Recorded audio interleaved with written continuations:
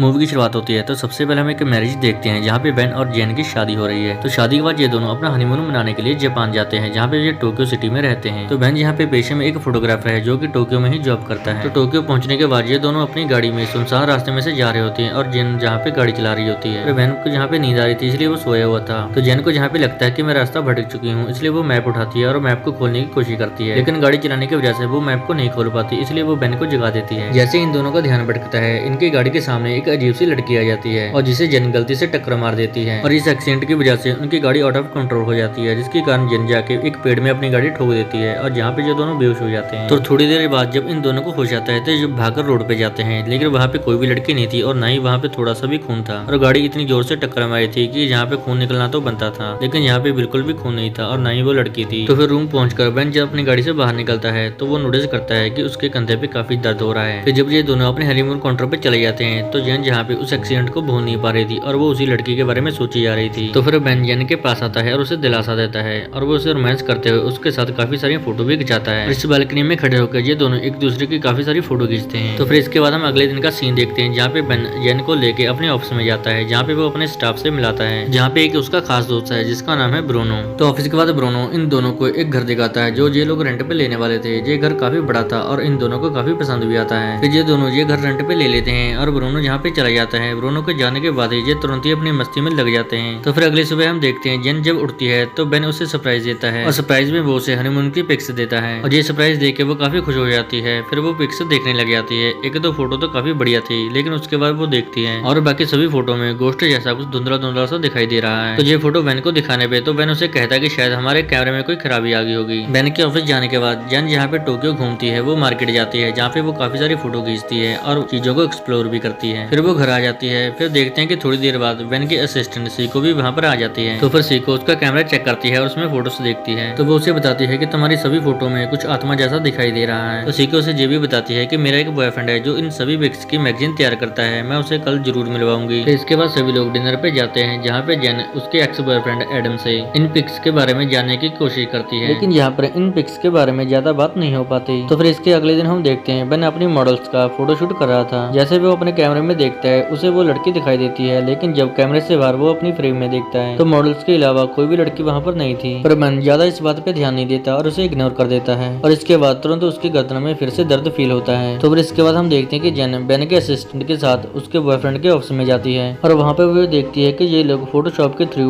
लोगों की पिक्स में आत्माओं की फोटो एडिट करते हैं। तो फिर जेन के पूछने पे वो लोग बताते हैं कि लोगों को ड्राइवनी मैगजीन काफी पसंद आती है और इसी वजह से हमारा भी बिजनेस अच्छा खासा चल जाता है। तो फिर जेन कहती है तो अच्छा ये सारी फोटो फेक होती हैं। तो वो ये लड़का कहता है कि नहीं, मैंने ऐसा तो नहीं कहा। तो फिर ये लड़का जेन को अपने बचपन की एक फोटो दिखाता है जिसके पीछे एक औरत की आत्मा थी और वो कहता है कि सबसे पहले मैंने ये फोटो पब्लिश की थी और ये फोटो बिल्कुल असली है। तो फिर जेन उसे कहती है ये एक ही फोटो है जो एक रियल है। तो वो लड़का बताता है कि आओ मेरे साथ आओ, मैं तुम्हें कुछ दिखाता हूँ। तो फिर ये लड़का जेन को एक रूम में लेके जाता है जहाँ पे दरवाजे के आगे कुछ जादू टूना किया हुआ था। तो जेन यहाँ पे कमरे के अंदर काफी सारी फोटोज देखती है। तो वो लड़का बताता है कि ये सारी की सारी फोटो असली है और जहाँ पे सभी की सभी फोटोज में आत्माएं कैद थी। तो जेन जहाँ पे सभी फोटोज को देखने लगती है तो वो लड़का बताता है कि ये आत्माएं हमारे फोटो के थ्रू कुछ न कुछ बात को बोलने की कोशिश करती हैं और इनके कुछ न कुछ काम रह जाते हैं जो अधूरे रह जाते हैं, वरना ये आत्माएं बार बार फोटो में आने की क्यों कोशिश करेंगी। तो ये आत्माएं हमें कुछ न कुछ कहना चाहती हैं लेकिन हम इनकी बातों को समझ नहीं पाते। तो जेन इसकी बातें सुनकर थोड़ा डरने लगती है। तो फिर इस साइड हम बेन को देखते हैं जो अपनी फोटोज को लेकर काम कर रहा था, लेकिन उसके चेहरे पे केमिकल गिर जाता है। जब वो अपने चेहरे को शीशे में देखता है तो वो अपने चेहरे को खून से लाल हुआ देखता है, लेकिन तुरंत ही उसकी असिस्टेंट सीको भी वहाँ पे पहुंच जाती है। वो फिर से अपने चेहरे को देखता है, उसका चेहरा बिल्कुल सही था और उसका टॉवल भी सही था। ये उस चुड़ैल का आखिरी इशारा था। तो इधर हम देखते हैं कि जेन ट्रेन से अपने घर जा रही थी। ट्रेन के शीशे में उसे उस चुड़ैल की शक्ल दिखाई देती है जिसे देख के वो काफी डर जाती है। फिर घर पहुंचने पे वो देखती है कि बेन परेशान बैठा है और साथ में उसकी असिस्टेंट भी होती है। तो जेन के पूछने से बेन उसे बताता है कि उस दिन का फोटोशूट पूरा बर्बाद हो गया है और काफी नुकसान हो गया है। तो जेन उन सभी फोटो को देखती है। सभी फोटो में आत्माएं कैद थी। तो जेन बेन को बताती है कि उसने उसी लड़की को देखा जिसने उसे ठोक दिया था, पर बेन उसकी बात का यकीन नहीं करता, जिसकी वजह से उनके आपस में लड़ाई हो जाती है और सुबह उठ के देखते हैं कि ये आपस में बात ही नहीं कर रहे थे। जब बेन अपनी गर्दन के इलाज के लिए हॉस्पिटल जाता है तो वहाँ पे भी कुछ नहीं आता, वहाँ पे सारा कुछ नॉर्मली था। जब बेन अपना वजन चेक करने के लिए मशीन पर चढ़ता है तो नर्स देख के हैरान हो जाती है कि इसका वजन इतना ज्यादा कैसे हो गया। तो फिर इसके बाद हम देखते हैं कि जेन जब अपने डिपार्टमेंट में फोटो को लेकर काम कर रहा था तो जेन उस टाइम घर से बाहर होती है। तभी जहाँ पे बेन को कुछ फुसफुसाने की आवाज आती है। तो उधर जेन बेन को कॉल करती है। तो जेन को उसके ऊपर शक होता है कि यहाँ पे कुछ गड़बड़ है। तो बेन इधर देखता है कि पर्दे के पीछे वही चुड़ैल बैठी है, जिसे देख के बेन जोर से चिल्लाता है। तो इधर जैन को देखते हैं जो भागते भागते अपने अपार्टमेंट में पहुंचती है। तो जैन यहाँ पे देखती है कि बेन खामोश हुए एक चेयर पे बैठा है और वो बिल्कुल ठीक था। तो फिर इसके बाद हम देखते हैं कि ये दोनों बैठकर उस फोटोज को लेकर डिस्कस करते हैं। जैन यहाँ बताती है इन फोटो में जो भी आत्माएं हैं वो सारी की सारी असली हैं। तो फिर ये दोनों डिसाइड करते हैं कि ये लोग मिस्टर एलिसन के पास जाएंगे जो इन फोटो के ऊपर आर्टिकल लिख चुका है। तो फिर ये दोनों उसके घर जाते हैं, उनको अपनी प्रॉब्लम बताते हैं और सारी की सारी फोटोज दिखाते हैं। तो मिस्टर एलिसन उन लोगों को बताता है कि ये आत्माएं या तो किसी को ज्यादा प्यार करती है, नहीं तो ये किसी को ज्यादा नफरत करती है, इसलिए ये हम लोगों का पीछा करती है। तो एलिसन इन लोगों के सामने कुछ हरकतें करने लगता है, जिसे देखकर ये लग रहा था कि एलिसन के अंदर ही वो आत्मा आ चुकी है। तो जेन और वेन देख के ये डर जाते हैं और वहाँ से निकल जाते हैं। तो फिर देखते हैं कि जब वेन अपने ऑफिस गया हुआ था, जेन उसकी फोटोशूट की सारी फोटोज देखती है। तो वो इन फोटोज में एक बिल्डिंग को नोट करती है जो वेन का ऑफिस था। फिर वो वहाँ पे जाती है और पोलराइड कैमरा से उस चुड़ैल को खोजने की कोशिश करती है और फिर वो चुड़ैल एक फोटो में कैप्चर हो जाती है, जिसे देखकर जेन काफी डर जाती है और वहाँ से भागने की कोशिश करती है। लेकिन तभी यहाँ पे ऑफिस का दरवाजा बंद हो जाता है। दरवाजा बंद होने की वजह से दीवार पे लगे एक फोटो फ्रेम नीचे गिर जाती है। तो फिर जेन उस फोटो को उठा के देखती है। इस फोटो में वही लड़की थी जिसके साथ उसका एक्सीडेंट हो गया था। जब वो फोटो फ्रेम को पलट के देखती है, उस फोटो के पीछे बेन का नाम लिखा हुआ था, मतलब कि बेन ने इस फोटो को खींचा था। तो ये फोटो लेकर वो बेन के पास जाती है। तो वो बेन से पूछती है कि क्या तुम इस लड़की को जानते हो? तो बेन उसे बताता है हाँ मैं इस लड़की को जानता हूँ, ये मेरे ही ऑफिस में काम करती थी और हम दोनों रिलेशनशिप में थे और हम दोनों साथ में ही रहा करते थे। लेकिन इसने पिता ने हम दोनों को एक्सेप्ट नहीं किया और कुछ देर बाद इनके पिताजी की भी मौत हो गई, जिसके बाद ये सदमे में पहुंच गई। ये पागल से होने लगी और अपने आप को चोट पहुंचाने की कोशिश करने लगी और मैं उसे हैंडल नहीं कर पा रहा था, इसलिए मैं उससे दूर रहने की कोशिश करने लगा। लेकिन वो लड़की मुझे हमेशा फॉलो करती रहती थी और वो हमेशा नशे में रहने लगी थी, इसलिए मैंने अब उसको छोड़ दिया था। पूरी बात बताने के बाद वेन जेन से माफी मांगता है कि उसने इतनी बड़ी बात तुमसे छुपाई। वेन कहता है कि अब जो भी है वो सारा तुम्हारे सामने ही है, मैं तुम्हारे साथ ऐसा नहीं करूंगा।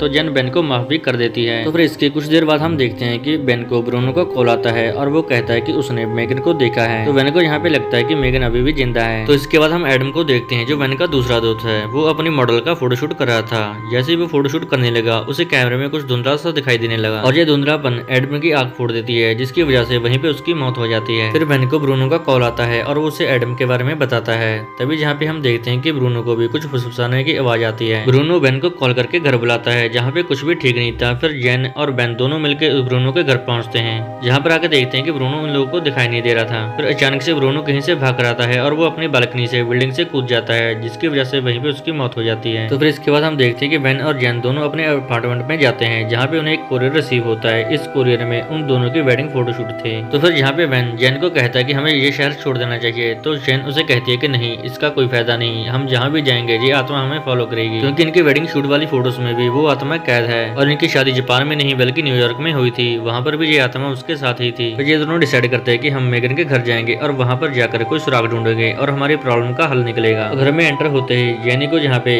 मेगन की लाश मिलती है, जो कि काफी पुरानी थी, जिसे देखकर ये दोनों काफी डर जाते हैं। फिर इसके बाद हम रात का सीन देखते हैं जिसमें मेगन वेन को काफी डराती है, जिसकी वजह से वो थोड़ा साइकोसा होने लगता है। लेकिन तभी यहाँ पे जेन भी आ जाती है और वो मेगन की आत्मा पे चिल्लाने लगती है और उसे कहती है कि तुम हमें अकेला छोड़ दो। और इसी बीच में बेन भी ठीक हो जाता है। मेगन की बॉडी तो इन दोनों को मिल गई थी, इसलिए ये दोनों लीगल ही उसका संस्कार करवा देते हैं, मतलब कि उसकी बॉडी को जला देते हैं। तो फिर अगले दिन सुबह जेन बड़ी मजे से उठती है, उसे कोई भी टेंशन नहीं थी। उसे लग रहा था अब उसकी आत्मा यहाँ से चली गई होगी। फिर वो उठकर पोलराइड कैमरे की फोटोज देखने लगती है। इन फोटोज से पता चलता है कि मेगन की आत्मा धीरे धीरे जेन की फोटो फ्रेम के अंदर जा रही है। फिर वो अपनी फोटो फ्रेम के पास जाती है, जिसके पीछे एक उसे कमरा मिलता है। वो उस कमरे के अंदर जाती है जहाँ पे एक बैग था। उस बैग के अंदर उसे एक कैमरा मिलता है। जब वो उस कैमरे की मेमोरी कार्ड निकालकर अपने लैपटॉप में लगाकर देखती है, जो वो देखती है उसे देखकर उसे काफी शौक लगता है। जब वेन वहाँ पे आता है तो जेन उस कैमरे की फोटो उसे दिखाती है, जो कि ब्रूनो और एडम की होती है। ये दोनों मेगन के साथ जबरदस्ती कर रहे होते हैं। फिर जेन वेन को एक थप्पड़ मारती है और वो सारा सच बताने लगता है। तो वेन यहाँ पे बताता है कि वो पागल सी होने लगी थी और वो मेरा पीछा नहीं छोड़ रही थी। तभी एडम और ब्रूनो वेन को बोलते हैं कि उनके पास नींद की गोलियां हैं, तुम मेगन को वो खिला दो। फिर वेन मेगन को ड्रिंक के बहाने अपने रूम में बुलाता है और उसे ड्रिंक पिला देता है जिसमें नींद की गोलियां थी, जिसके कारण वो ज्यादा होश में नहीं रहती। फिर ब्रूनो और एडम दोनों मिलकर मेगन के साथ जबरदस्ती करने लगते हैं और वेन इन सब की वीडियो बनाता है। भले ही मेगन को जहाँ पे ज्यादा होश नहीं था, लेकिन वेन तो उसके सामने खड़ा था और वो वेन चिल्ला रही थी। और ये सारी बातें सुनकर जेन को काफी गुस्सा आता है और वो डिसाइड करती है अब वो वेन के साथ नहीं रहेगी। तो जेन यहाँ पे वेन को हमेशा के लिए छोड़कर वहाँ से चली जाती है। तो फिर वेन गुस्से में आके पोलराइड कैमरा उठाता है और वो मेगन की आत्मा को खोजने की कोशिश करता है, लेकिन वेन के हाथ से वो पोलराइड कैमरा नीचे गिर जाता है, जिसमें वेन की फोटो ही कैप्चर हो जाती है। वो अपनी फोटो को निकाल कर देखता है। वो देखकर वो काफी हैरान हो जाता है। मेगन उसके कंधे पे ही बैठी थी, जिसे देखकर वो अपनी बॉडी को झटकने लगता है। फिर वो अपनी गर्दन पर हाई वोल्टेज का करंट लगा लेता है मेगन की आत्मा को हटाने के लिए। तो फिर हम कुछ देर बाद का समय देखते हैं जिसमें वो पागल खाने में झुका हुआ बैठा हुआ होता है। फिर एक नर्स उसके पास आती है और उसे इंजेक्शन लगा के वहां से चली जाती है। फिर हमें दरवाजे के शीशे में दिखाई देता है कि मेगन की आत्मा अभी भी बेन के कंधे के ऊपर बैठी हुई है, मतलब वो उसका पीछा कभी भी नहीं छोड़ने वाली। और ये मूवी यहीं पे खत्म हो जाती है। अगर आपको ये मूवी अच्छी लगी हो तो आप हमें कमेंट करके जरूर बताएं और हमारे चैनल को सब्सक्राइब करना ना भूलें।